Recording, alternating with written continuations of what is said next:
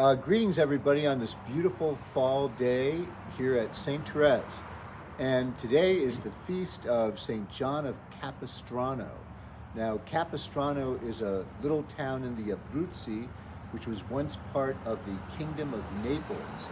And it was here, not here at St. Therese, but in Capistrano, in the 14th century, when a freelance, he was either German or French, it's disputed, who was just settling down after being in the military under Louis I, and he married an Italian woman in Capistrano, and they gave birth to a son named John, who was to become one of the great lights of the Franciscan order.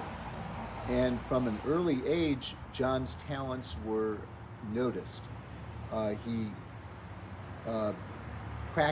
studied law at Perugia in Italy with great success, so that by the age of 26, he was made governor of Perugia, and he married the daughter of one of the prominent families in Perugia.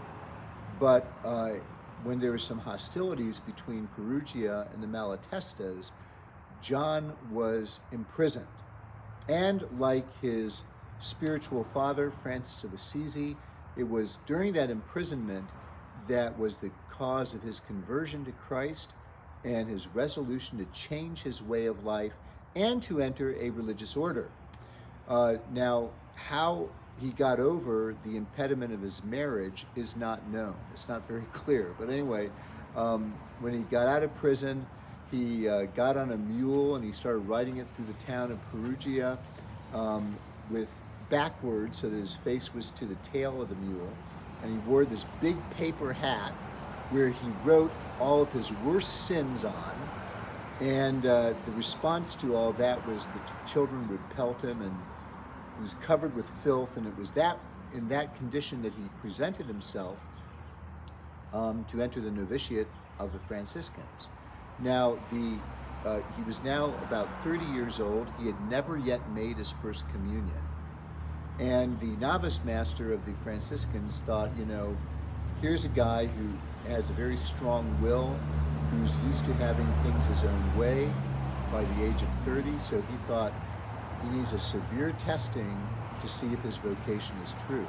So the novice masters subjected him to great humiliations, which were sometimes apparently accompanied by supernatural manifestations. And John persevered, though. He got through that. In the years to come, he would give thanks for his stern novice master for showing him that self-conquest was the most sure way to perfection. So St. John became a great confessor and preacher, and so I want to share with you something he wrote once in one of his treatises.